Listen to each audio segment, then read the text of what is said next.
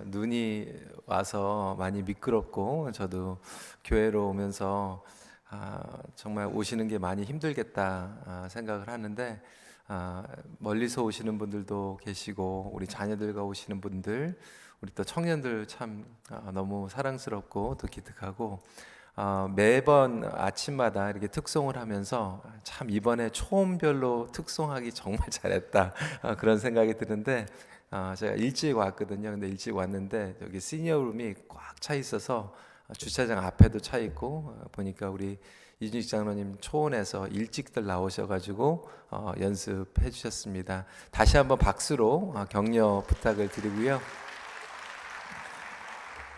눈이 오고 사실 오는 게 쉽지 않잖아요. 그런데 어떻게 보면 우리에게 또 책임감이라는 게 굉장히 무섭습니다. 그리고 소속감이라고 하는 게 참 무섭죠. 내가 어디에 속해 있다. 그리고 내가 함께 해야 된다라고 하는 그러한 마음은 굉장히 중요합니다. 그런 의미에서 오늘 이 새로운 정체성을 주시는 은혜를 기대하십시오. 결국 이 소속감이라고 하는 것은 우리 정체성과 연결이 되어 있기 때문에 그렇습니다. 그래서 새로운 변화는 정체성의 변화를 통하여 시작됩니다. 그러니까 내가 정말로 변화를 갖길 원한다라면 결국 이 정체성에 대한 올바른 인식이 필요하고 이 정체성이 리셋이 필요합니다. 진정한 변화는 단순한 그냥 행위의 변화가 아니기 때문에 그렇습니다. 총체적인 변화가 홀리스틱 트랜스포메이션이 결국 우리에게 진정한 변화를 가져다 줍니다. 그러니까 하루 이틀 그냥 겉으로 하다가 흉내만 내다가 끝나는 변화가 아니라 뿌리 깊이 변화가 일어나는 것은 결국 총체적인 변화이고 정체성의 변화를 통해서 일어나게 됩니다. 내가 누구인지 그리고 내가 어떠한 존재인지를 깨닫게 되는 거죠. 이 정체성의 확고함이 없으면 결국 상황이나 다른 사람들에 의해서 흔들리게 됩니다. 내가 결혼을 하는 것도 중요하지만 결혼을 하기 전에 내가 누구인지를 바로 알고 결혼하는 게 굉장히 중요하다라고 우리 청년들에게 계속해서 이야기하고 있어요. 왜냐하면 내가 누군지를 모르는데 나의 배우자를 어떻게 이해할 수 있겠습니까? 그러니까 내가 나를 사랑하지 못하면 결국 나랑 함께 같이 더불어 사는 사람을 사랑할 수가 없고 심지어는 나의 자녀들까지도 정체성을 이해할 수 없고 사랑할 수 없습니다. 이 정체성은 계속 바뀌는 게 아니에요. 정체성은 뿌리로 돌아가는 것입니다. 나의 정체성이 계속해서 진화되는 게 아니죠. 여러분, 국가의 이념적인 정체성도 굉장히 중요하지 않습니까? 국가의 이념적인 정체성이 계속 흔들리다 보니까 나라가 혼돈 가운데 들어가게 되죠. 나라의 정체성도 진화되는 게 아니에요. 사실 이 뿌리로 돌아가는 것이죠. 지금은 성별 의식의 정체성이 막 무너지고 있습니다. 흔들리고 있죠. 예전에는 생각하지도 못했던 상상하지도 못했던 일들이 일어나게 되고 LGBTQ 그래서 여권에 예전에는 남자 아니면 여자 이렇게 표시하면 됐는데 이제는 그 양식조차도 이제 바꾸겠다라고 얘기하는 거죠. 중간에 중성, I don't know, I don't want to indicate, 이런 식으로 하게 되고, 화장실을 들어가는데도 남자 화장실, 여자 화장실 아니고 둘 다 들어갈 수 있는, 그냥 마음대로 들어갈 수 있는 그런 화장실.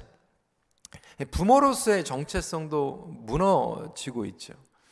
자녀들이 있는데도 불구하고 부모들이 가정에 막 파탄이 일어나게 되고.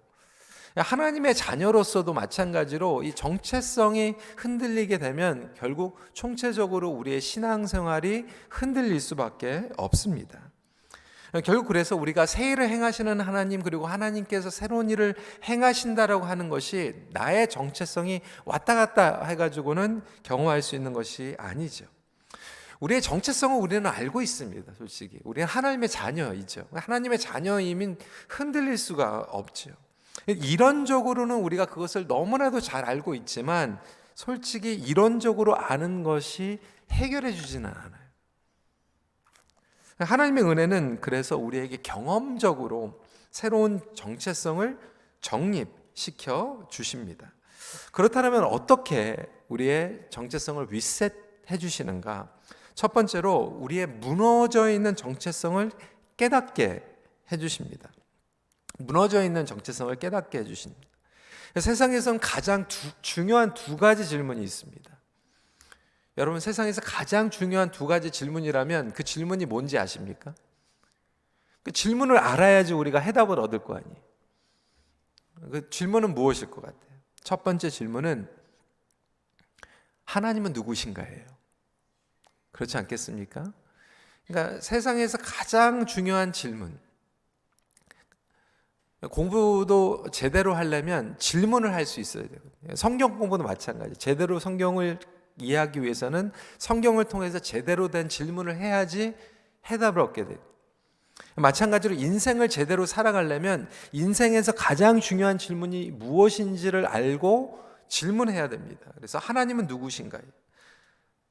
하나님을 알지 못하면 이 세상을 살아가는 가장 기본적인 이유를 깨닫지 못하기 때문에 그렇습니다. 그럼 여러분, 두 번째로 가장 중요한 질문은 무엇일까요? 한번 응용해 보세요. 나는 누구인가요? 그렇죠. 하나님은 누구인가를 알고 나는 누구인가를 알아가는 게 중요합니다. 그러면 여러분 노트에다가 지금 한번 써보세요. 여러분 누구예요?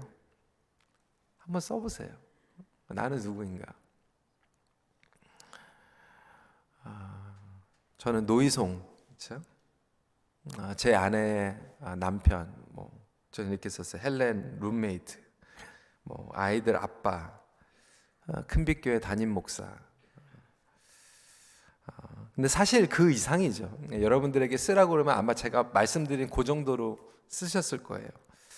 근데 사실 그거보다도 더 근본적으로 돌아가야 되는 거죠. 그럼에도 불구하고 우리는 우리가 누구인지를 생각하지 않고 그리고 모르면서 살아가게 됩니다. 그러다 보니까 우리에게 이 아이덴티티 크라이시스가 일어나게 되죠. 아이덴티티 크라이시스가 일어나는 분들이 아직도 수도 없이 많이 계세요. 저는 청소년 때 그 아이덴티티 크라이시스를 경험했습니다. 캐나다로 이민을 와가지고 영어를 하지 못하고 청소년기 방황하는 시기를 보내면서 나는 한국인인가 나는 캐나다인인가. 그런데 이 내셔널리티만 가지고 아이덴티티 크라이시스를 갖는 것이 아니라 어떤 분들은 이제 여성분들이 직장에서 프로페셔널 잡을 가지고 직장에서 생활을 하시다가 결혼을 하고 아이를 낳아가지고 집에서 아이 하나 낳고 둘 낳고 셋 낳고 요즘 EM 같은 경우에 넷, 다섯 이렇게 낳잖아요. 그러면 아이들 낳고 집에서 육아를 하면서 한 10년 정도 집에서 본인이 정말 가지고 있었던 그 프로페션을 쓰지 못하고 집에서 아이들을 보는 가운데에서 아이덴티티 크라이시스가 일어나는 거예요. 과연 나는 누군가? 나는 뭐 하는 사람인가? 집에서 아이들 그냥 키우고 밥만 하는 사람인가? 우리 남성분들도 마찬가지입니다. 중년기를 지나가면서 과연 나는 누구인가? 예전에는 열심히 일해가지고 가족들 먹여 살리고 경제적으로 그러한 능력을 갖는 사람으로 뿌듯하게 나의 아이덴티티를 생각을 했는데 오히려 나의 힘이 약해지는 것 같고 경제력도 없는 것 같고 그리고 자녀들에게 그렇게 존경받는 것 같지도 않고 오히려 와이프도 나를 별로 따라주는 것 같지 않을 때 이 아이덴티티 크라이시스가 일어나게 되는 거죠. 시니어들에게는 더 심각합니다. 왜냐하면 이렇게 아이덴티티를 자기의 정체성을 세상적으로 생각을 하다 보니까 이제는 시니어가 돼가지고 은퇴하고 잡도 없고 비즈니스도 없고 인컴도 없고 그냥 매달 펜션이 오는 거기에 의지하면서 살아가는 가운데에서 주눅이 들게 되고 목적을 잃어버리게 되고 비전이 없이 살아가는 시니어들이 얼마나 많은지 모릅니다. 목회자들도 마찬가지예요. 목회자들이 아이덴티티가 흔들리는 경우들이 얼마나 많은지 몰라요. 교회가 조금 작고 교회가 힘들면 목회자들 모임 가운데에서도 막 주눅이 들고 모임에 안 나가려고 하고 때로는 우리 아이덴티티가 퍼포먼스에 따라서 성도들의 반응에 따라서 계속해서 목회자들이나 사역자들의 아이덴티티가 정체성이 흔들려 버리게 된다라고 하는 거죠. 그러니까 하나님은 어느 정도 우리가 알고 있는데 자기를 모르는 거예요. 자기를 부인하라고 말씀하셨지만 자기를 파악하지 말라는 말씀은 아닙니다. 오늘 다시 이스라엘 백성의 컨텍스트로 돌아와서 이스라엘 백성들의 문제는 무엇이냐면 하나님께서 세일을 행하시겠다, 그리고 가나안 땅을 허락해 주셨는데 문제는 그들의 아이덴티티가 너무나도 무너져 있었어요. 그들의 아이덴티티는 뭐냐면 우리는 실패자였기 때문에 가나안 땅에 들어가지 못했다. 하나님의 말씀을 순종하지 않았기 때문에 40년 동안 광야에 썩었다. 그리고 심지어는 메뚜기 정체성을 가지고 있었어요. 하나님의 군사로 부르셨는데 메뚜기의 아이덴티티를 가지고 있었다라고 하는 거죠. 민수기 13장 33절 말씀에 이렇게 기록하고 있어요. 거기서 네피림 후손인 아낙 자손의 거인들을 보았나니 우리는 스스로 보기에도 메뚜기 같으니 그들이 보기에도 그와 같았을 것이다. 그러니까 이스라엘 백성들이 그렇게 얘기해요. 그러니까 다른 사람들이 이스라엘 백성들을 메뚜기라고 얘기하지 않았어요. 사실 이스라엘 백성들을 보고 두려워했어요. 왜냐하면 하나님의 자녀들이기 때문에 하나님께서 함께 하시고 애굽에서 이미 엄청난 일들이 벌어났잖아요. 하나님의 놀라운 기적이 일어났고 재앙이 닥치는데도 이스라엘 백성들은 보호해 주셨고 홍해가 갈라지고 막 만나가 떨어지고 이런 엄청난 일들이 벌어져 가지고 이 가나안 땅에 있는 사람들은 너무나도 무서워 가지고 막 벌벌벌 떨고 있었는데 문제는 이스라엘 백성들이 스스로 거울을 보면서 자기들을 보니까 메뚜기 같은 거예요. 비교하다 보니까. 그러니까 자기네들이 봤을 때 자기네들이 메뚜기 같이 여기니까 다른 사람들도 우리를 메뚜기 같이 우습게 볼 것이다라고 생각합니다. 여러분, 사실요, 내가 나 자신을 우습게 보면요 결국 다른 사람들도 나를 우습게 볼 거다라고 생각하게 됩니다. 그러니까 내가 하나님을 정말 사랑하고 내가 내 자신을 정말로 사랑하면요 다른 사람들도 나를 사랑한다는 거에 대해서 별로 의심하지가 않아요. 근데 문제는 내가 나 자신을 사랑하지 않다 보니까 다른 사람들도 나를 사랑하지 않을 거다라고 생각하게 됩니다. 여러분들에게 무너져 있는 정체성은 무엇입니까? 여러분, 우리가 인간적으로 생각하면 라합 같은 여인이 어떻게 구원을 받습니까? 창녀 아닙니까? 더러운 과거를 가지고 있어요. 그녀에게 만약에 그러한 무너져 있는 정체성이 있다면 나는 더러운 사람이야. 나는 구원받을 수 없어. 인생을 그렇게 마무리할 수 있다라고 하는 거죠. 어떤 분들은 실패자라고 생각하고 있어요. 나는 실패한 사람이다. 나는 인생에서 실패했어. 이민 생활에서 실패했어. 직장에서 실패했어. 사업에서 실패했어. 교회에서도 심지어는 다른 사람들에게 인정받는 거 실패했어. 그러니까 본인이 생각하는 그 정체성이 나는 실패자예요. 실패자. 나는 안 돼. 어떤 분들은 본인이 생각했을 때 완벽주의자예요. 나는 실수하면 안 돼. 나는 모든 것을 해도 완벽하게 하는 사람이야. 나는 뭐를 해도 다른 사람들보다 조금 잘하는 사람이야. 그러면서 다른 사람들의 부족한 약점이 보이죠. 그것도 사실상 무너져 있는 정체성이에요. 하나님의 은혜에서 동떨어져 있는 영역들은 무너져 있는 부분이죠. 어떤 분들은 자기가 굉장히 강자라고 생각해. I'm a top person. 그래서 어떤 분들은 정말로요 용서하는 것을 모르고 정말로 용서만 못하는 게 아니라 사과를 못해요.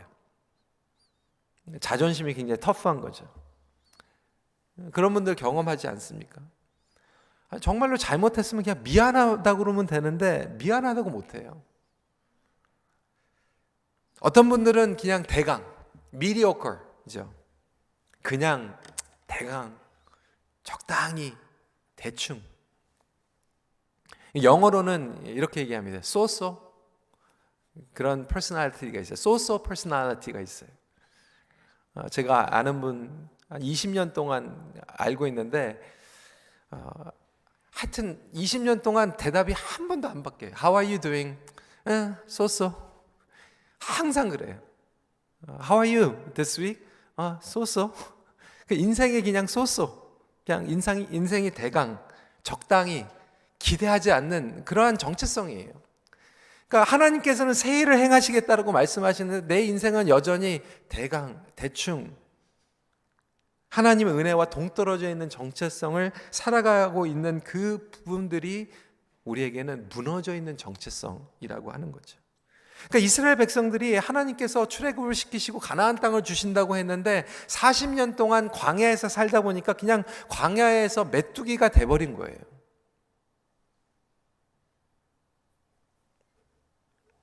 근데 하나님께서는 가나안 땅에 들어가시기 전에 이들에게 경험적으로 아이덴티티를 리셋해 주시죠.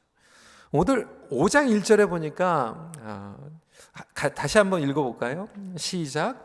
요단 서쪽의 아모리 사람의 모든 왕들과 해변의 가나안 사람의 모든 왕들이 여호와께서 요단물을 이스라엘 자손들 앞에서 말리시고 우리를 건너게 하셨음을 듣고 마음이 녹았고 이스라엘 자손들 때문에 정신을 잃었더라.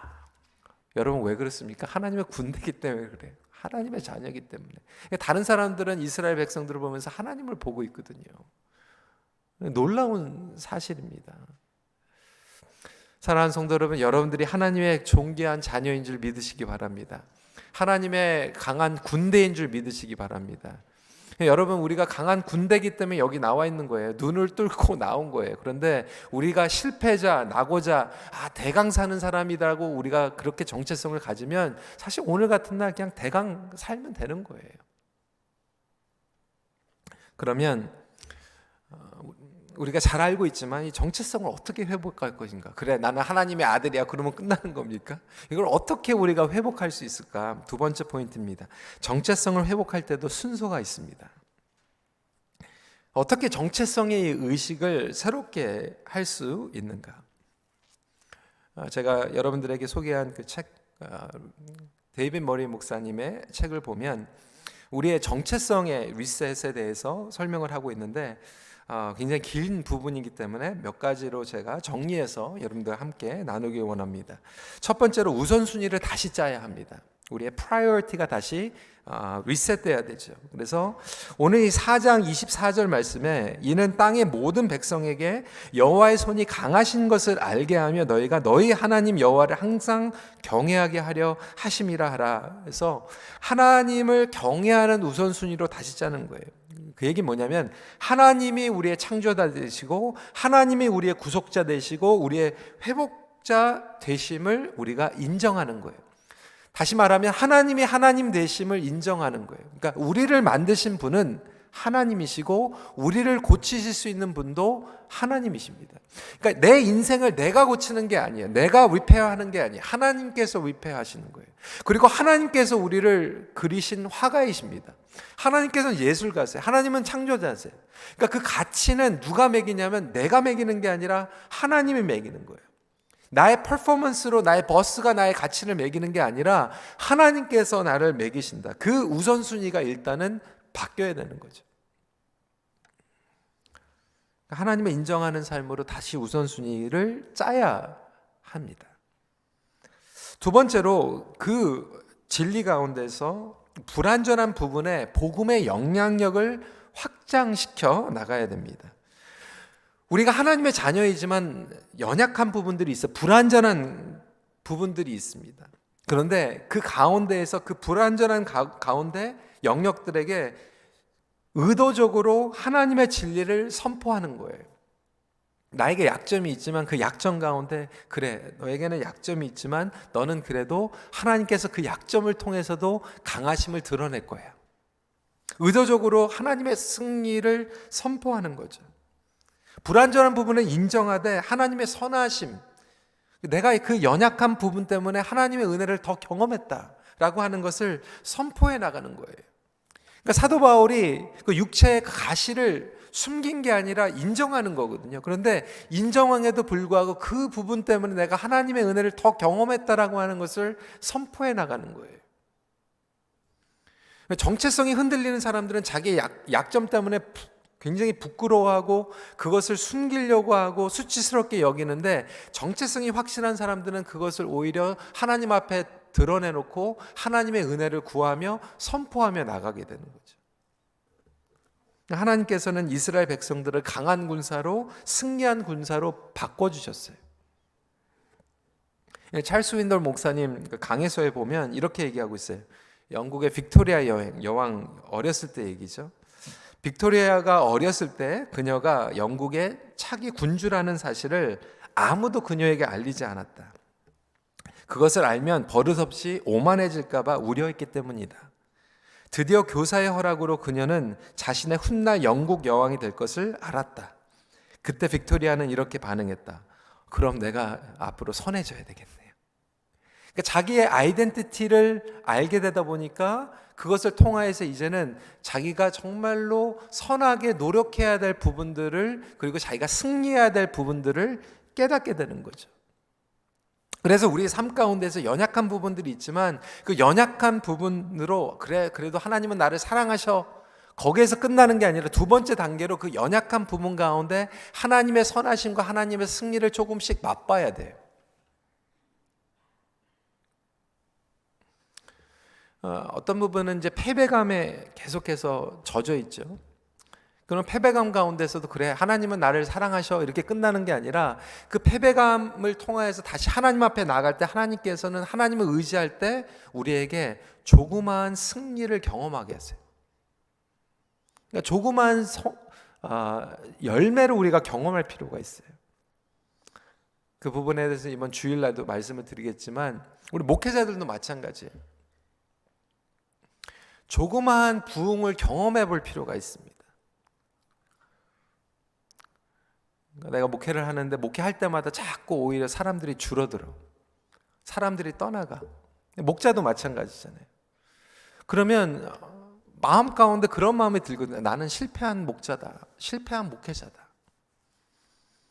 그 가운데서 우리가 정체성을 회복이 시키려면 하나님은 내가 실패했는데도 나를 사랑하셔. 그게 첫 번째 단계지만 거기에서 끝나는 것이 아니라 하나님을 의지하며 다시 나아갔을 때 하나님께서 우리에게 주시는 그 자그마한 순종을 통하여서 조그마한 성공을 경험할 필요가 있다라고 하는 거죠. 조그마한 승리를 경험할 필요가 있다는 거죠. 큰 승리가 아니에요. 갑자기 목장이 배가 증가하고 이게 아니라 다음 주에는 우리 목장 전원 식구들이 다 100% 참여해가지고 한번 하나님 앞에 정말 기쁜 마음으로 예배를 한번 드려보자.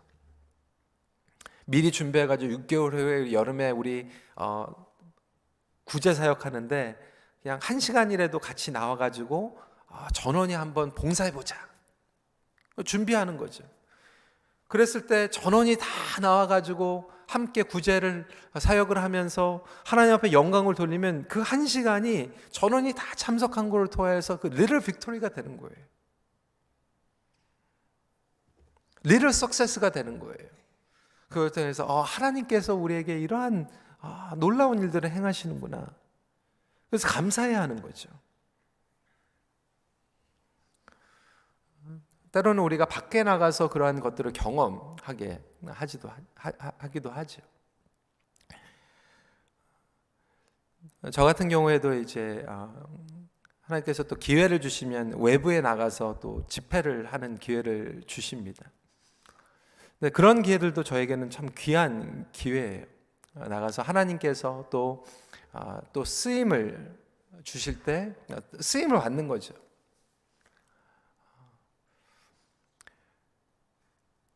다른 좋은 분들을 또 만나서 교제하는 그 시간들을 통하여서 나의 믿음이 또 성장하게 하시죠.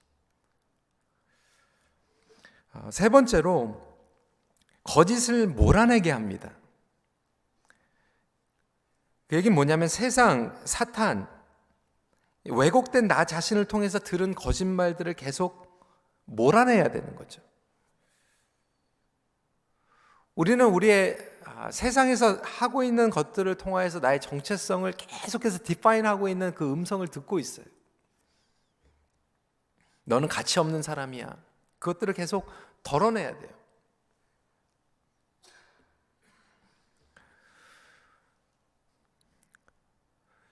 우리가 직장에서 그리고 학교에서 심지어는 뭐 점수가 떨어졌다, 아니 프로모션을 받지 못했다라고 할지라도 사단은 계속 우리에게 얘기하는 거예요. 너는 실패자야라고 했을 때 우리는 계속해서 그 거짓말을 덜어내는 그러한 프로세스가 우리에게 필요한 것이죠. 네 번째로 실패를 재구성해야 됩니다. 여러분, 애플의 창시자인 스티브 잡스는요, 자신이 성공한 비결이 3번의 실패 뒤에 자기의 인생을 새로운 눈으로 볼 수 있게 된 비결이라는, 그러니까 실패를 3번을 했다는 거예요. 근데 중요한 건 실패를 3번 한 것이 아니라 그 실패를 3번 한 후에 자기의 인생을 새롭게 바라보는 관점을 얻게 됐다는 거예요. 그는 대학을 중퇴했어요. 대학을 나오지 못했어요. 그리고 자기가 세운 애플이라고 하는 회사에서 파이어 됐어요. 나중에 그 애니메이션을 만들다가 다시 스카웃이 됐지만 자기가 만든 회사에서 먼저 해고당했어요. 그리고 세 번째로 암이 발병이 됐죠. 그렇지만 그 실패를 통하여서 인생이 무엇인지를 새롭게 바라보는 그 내러티브가 생기게 됐어요.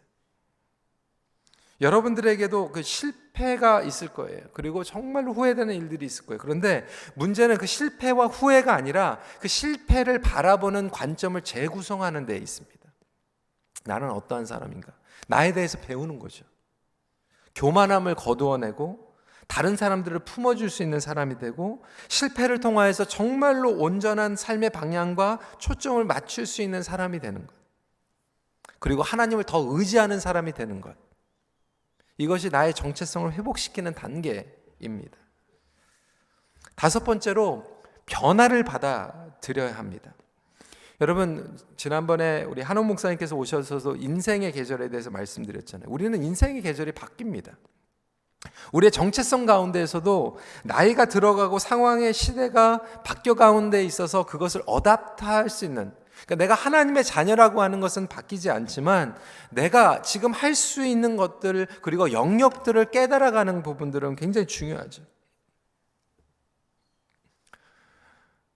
우리 어르신들은 저를 보고 헤어스타일 좀 바꾸라, 좀 나이가 조금 더 들어 보이면 좋겠다, 뭐 이렇게 얘기하시는 분들도 있어요. 그래서 제가 우리 어르신들하고 얘기를 듣다 보면 좀 착각할 때가 있어요.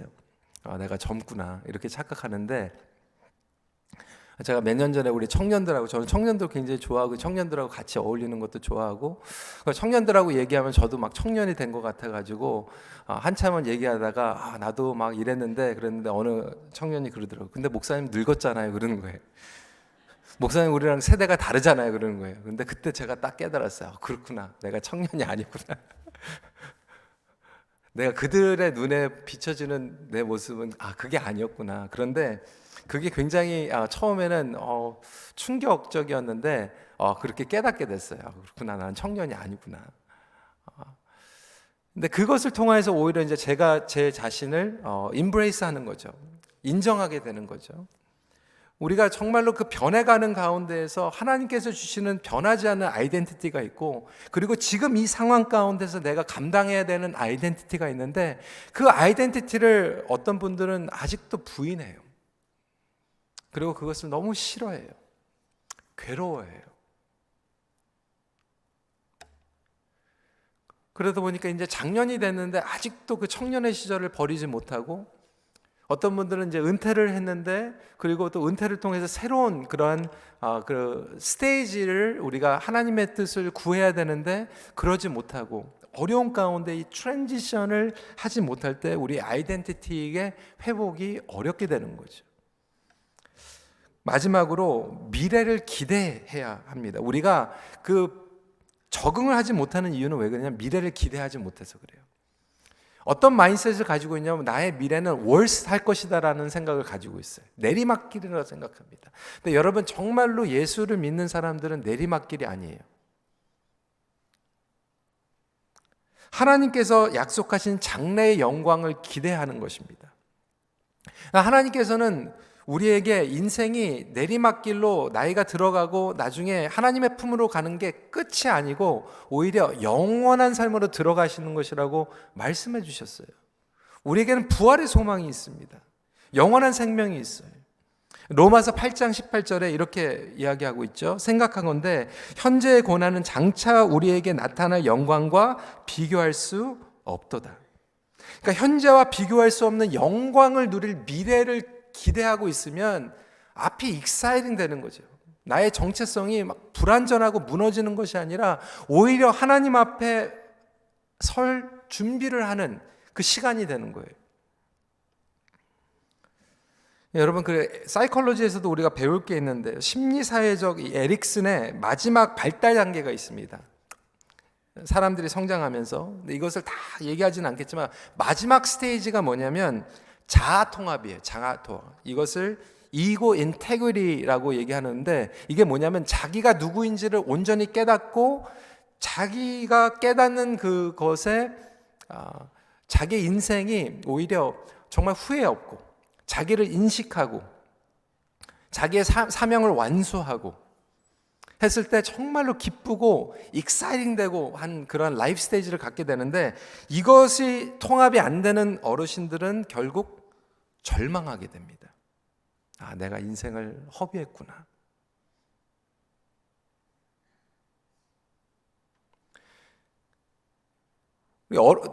청년들도 마찬가지 아닙니까? 내가 나중에 마지막 스테이지에 갔을 때 정말 이런 온전한 자아통합이 되길 원하십니까? 아니면 절망하고 끝나길 원하십니까? 여기 계신 우리 나이 드신 분들, 어르신들은 여러분들은 정말로 여러분들이 정말 하나님께서 주신 정체성을 깨닫고 정말 이제 하나님을 기다리면서 이 장하통합의 그 시간을 보내고 있습니까? 아니면 절망 가운데서 그냥 하루하루를 살아가고 있습니까? 이 자아통합이 된 분들은 익사이팅한 거죠. 하나님을 만날 준비를 하고 있기 때문에, 내가 누구인지를 알았기 때문에, 그리고 내가 누구인지를 알고 살아왔기 때문에, 그 사명 완수를 했고 그 정체성에 대한 통합이 있었기 때문에 우리의 삶 가운데에서 충만함과 여유가 있고 다른 사람들을 섬겨줄 수 있는 거죠. 말씀을 정리합니다. 결국 하나님께서 우리에게 주신 이 정체성을 통하여서 우리는 하나님을 닮아갑니다. 그의 영광과 그의 자랑이 되게 하십니다. 아버지를 닮아가는 것 가장 기쁜 우리의 상급입니다. 저희 둘째 딸이요, 어렸을 때는 그 얘기를 많이 싫어했어요. 너 아빠 닮았다. 별로 안 좋아했어요. 왜? 아빠 닮았다 그러니까 남자같이 생겼다, 뭐 그런 얘기인 줄 알았나 봐요. 근데는 이제 그것을 구분할 줄 알죠. 요즘은 아빠 닮았다고는 되게 좋아해요. 좋아한다고 그러니까 제가 또 얼마나 좋아하는지 몰라요. 아빠 닮았다고 창피한 게 아니라 좋아하면 제가 얼마나 좋아요. 그렇죠? 근데 하나님께서 똑같은 마음입니다. 우리들을 바라보면서 정말 하나님 닮아간다, 예수님을 닮아간다 그러면 누가 제일 좋아할 것 같아요? 우리보다 하나님께서 좋아하십니다. 결국 하나님의 영적인 DNA를 우리가 가지고 있는 거 아닙니까? 그래서 나의 정체성은 하나님의 DNA를 가지고 하나님을 닮아가는 사람이다라고 하는 것을 깨닫고 나의 과거에 무너진 정체성으로 인생을 마감하는 것이 아니라 지금이라도 이 정체성을 리셋하고 하나님 앞에 이러한 회복을 훈련해 나가는 우리 모두가 되기를 간절히 소원합니다. 날마다 하나님을 닮아가는 기대감으로 살아가십시오. 기도하겠습니다.